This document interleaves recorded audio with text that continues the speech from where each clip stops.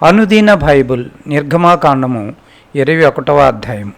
నీవు వారికి నియమింపవలసిన న్యాయ విధులేవనగా, నీవు హెబ్రీయుడైన దాసుని కొనిన ఎడల వాడు 6 సంవత్సరములు దాసుడయ్యుండి 7వ సంవత్సరమున ఏమియు ఇయ్యకయే నిన్ను విడిచి స్వతంత్రుడగును.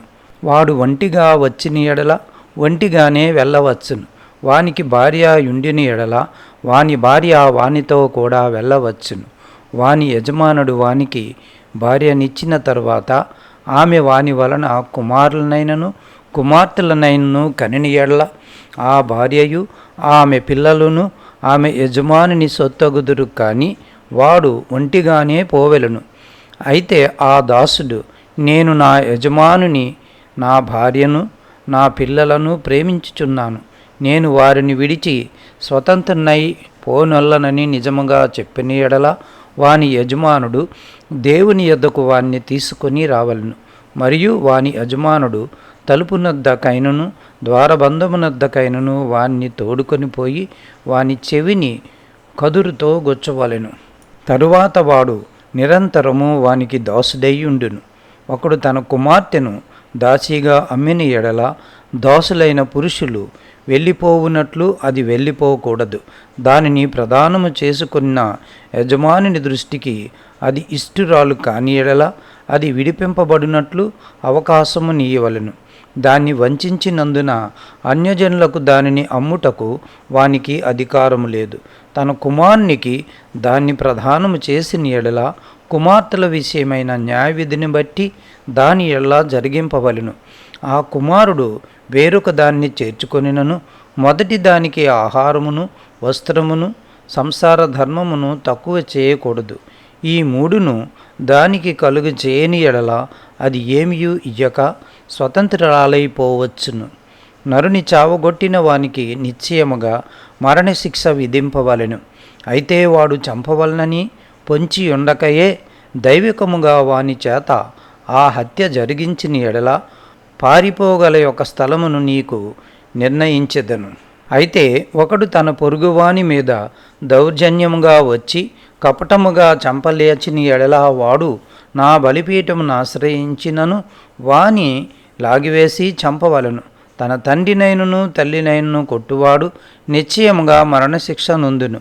ఒకడు నరుని దొంగిలించి అమ్మినను తన యొద్ద నుంచుకొనినను వాడు నిశ్చయముగా మరణశిక్ష నొందును.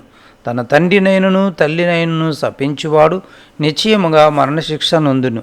మనుష్యులు పోట్లాడుచుండగా ఒకడు తన పొరుగువానిని రాతితోనైనను పిడికిడితోనైనను గుచ్చుట వలన వాడు చావక మంచం మీద పడియుండి తరువాత లేచి తన చేతి కర్రతో బయటికి వెళ్ళి తిరుగుచుండిన ఎడల వాణ్ణి కొట్టిన వానికి శిక్ష విధింపబడదు. కానీ అతడు పని చేయలేని కాలమునకు తగిన సొమ్ము ఇచ్చి వాడు అతనిని పూర్తిగా బాగు చేయింపవలెను. ఒకడు తన దాసుడైనను తన దాసి అయినను చచ్చునట్లు కర్రతో కొట్టిన ఎడల అతడు నిశ్చయముగా ప్రతిదండన నొందును. అయితే వాడు 1-2 దినములు బ్రతికిన ఎడల ఆ ప్రతిదండన అతడు పొందడు. వాడు అతని సొమ్మే కదా. నరులు పోట్లాడుచుండగా గర్భవతి అయిన స్త్రీకి దెబ్బ తగిలి ఆమెకు గర్భపాతమే కాక మరి ఏ హానియు రాని ఎడల హాని చేసిన వాడు ఆ స్త్రీ పెనిమిటి వాని మీద మోపిన నష్టమును అచ్చుకొనవలెను. న్యాయాధిపతులు తీర్మానించినట్లు దాన్ని చెల్లింపవలెను. హాని కలిగిన ఎడల నీవు ప్రాణమునకు ప్రాణము, కంటికి కన్ను, పంటికి పళ్ళు, చేతికి చెయ్యి, కాలికి కాలు, వాతకు వాత, గాయమునకు గాయము, దెబ్బకు దెబ్బయు నియమింపవలెను. ఒకడు తన దాసుని కన్నైనను తన దాసి కన్నైనను పోగొట్టిన ఎడల ఆ కంటి హానిని బట్టి వారిని స్వతంత్రునిగా పోనీయవలెను. వాడు తన దాసుని పల్లైనను తన దాసి పల్లైనను ఓడగొట్టిన ఎడల ఆ పంటి నిమిత్తము వారిని స్వతంత్రులుగా పోనీయవలెను. ఎద్దు పురుషునైనను స్త్రీనైనను చావ పొడిచిన ఎడల నిశ్చయముగా రాళ్లతో ఆ ఎద్దును చావకొట్టవలెను. దాని మాంసమును తినకూడదు. అయితే ఆ ఎద్దు యజమానుడు నిర్దోషియగును. ఆ ఎద్దు అంతకుముందు పొడిచినది అని దాని యజమానికి తెలుపబడినను వాడు దాన్ని భద్రము చేయకుండుట వలన అది పురుషునైనను స్త్రీనైనను చంపినయెడల ఆ ఎద్దును రాళ్లతో చావగొట్టవలెను. దాని యజమానుడు మరణశిక్ష నొందవలెను. వానికి పరిక్రయధనము నియమింపబడిన ఎడల వానికి నియమింపబడిన అన్నిటి ప్రకారము తన ప్రాణ విమోచన నిమిత్తము ధనము చెల్లింపవలెను.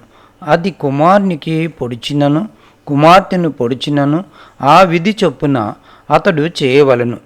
ఆ ఎద్దు దాసునైనను దాసీనైనను పొడిచిన యెడల వారి యజమానునికి 30 తులముల వెండి చెల్లింపవలెను. మరియు ఆ ఎద్దును రాళ్లతో చావగొట్టవలెను. ఒకడు గోతి మీద కప్పు తీయట వలన లేక ఒకడు గొయ్యి త్రవ్వి దాని కప్పకపోవుట వలన దానిలో ఎద్దైనను గాడిద అయినను పడిన ఎడల ఆ గోతి కామాంధులు ఆ నష్టమును అచ్చుకొనవలెను. వాటి యజమానునికి సొమ్ము ఇయ్యవలెను. చచ్చినది వానిదగును. ఒకని ఎద్దు వేరొకని ఎద్దు చచ్చునట్లు దాని పొడిచిన ఎడల బ్రతికియున్న ఎద్దును అమ్మి దాని విలువను పంచుకొనవలెను. చచ్చిన ఎద్దును పంచుకొనవలెను.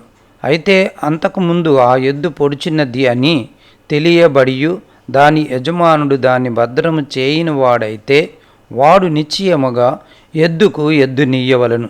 చచ్చినది వానిదగును.